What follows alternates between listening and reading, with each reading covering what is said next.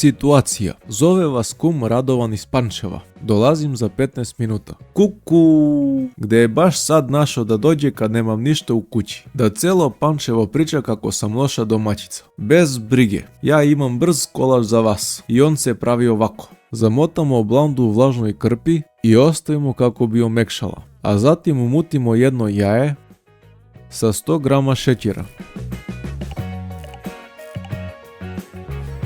U šerpu stavimo 100 grama margarina, 70 grama crne čokolade i odnesemo na vatru kako bi se rastopilo. Kad smo rastopili čokoladu i margarin, sipamo u jaje i ponovo izmutimo. Zatim sipamo 100 grama drobljenog keksa, 100 grama seckanih oraha i sve to lepo promešamo. Izvadimo blandu iz krpe, nanesemo fil i razmažemo, ali ne do kraja, nego sa gornje i donje strane ostavimo malo prostora.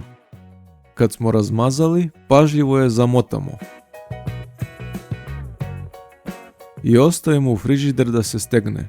To je to, naš rolat je gotov. Ako vam se dopao video, lajkujte i subscribeujte, a mi se vidimo narednog puta.